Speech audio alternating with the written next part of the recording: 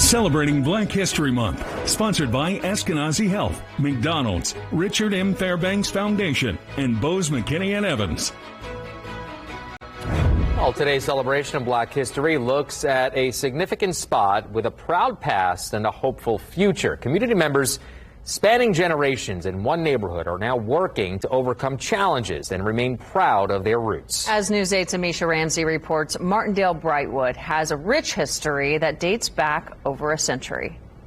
Well, people tell me Martindale-Brightwood was the center for Black culture back in the early 1900s, and those who remember it know that it had a vibrant community such as Black churches. There were also several successful Black businesses and institutions. However, many of the remaining landmarks that people loved and grew up with are no longer existing, which is why they're trying to preserve culture today.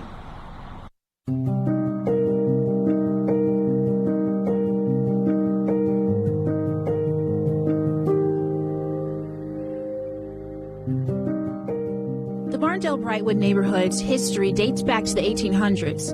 It was originally a blue-collar neighborhood with a mixture of white immigrants, eventually becoming a neighborhood in Indianapolis where Black people could own homes. It was a very family-oriented community. Legui Ladd is a longtime resident and college professor. After serving in the military, he returned to the area and began creating his own historical archive and records of the beloved neighborhood and surrounding area.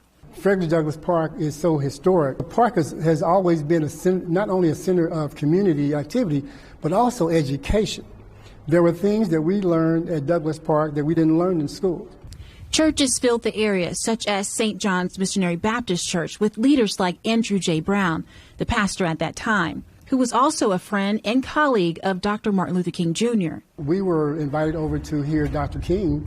When Dr. King came, I didn't realize it then. But as I grew, I was like, wow, we were part of history. St. Rita Catholic Church is also along Dr. Andrew J. Brown Avenue, a cornerstone of the Black Catholic community for generations.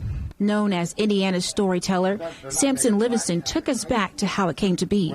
It has a rich history here in the Martindale-Brightwood neighborhood. It was actually established in 1919 as an extension of St. Bridget's Church. So a Black Catholic church down on Indiana Avenue. It actually used to be an old Irish Catholic church. It was built for the Black African community because we wasn't allowed to sit in the front. We had to always sit in the back. Livingston says that the remaining historical landmarks are a reminder of the events and people that shaped the area. Black people were kind of forced, they were really forced into these neighborhoods that they had to live and create their churches and their schools and their community. And School 26. St. Francis. St. Francis, that's where you just told me that's where Martin University is now. Yeah. You was at, so you was at, who else went to St. Francis? I did. So we got St. Francis School. Who went to School 26? John Hope School, number 26, was one of the first public schools for African American students in Indianapolis. It is now home to the Oaks Academy.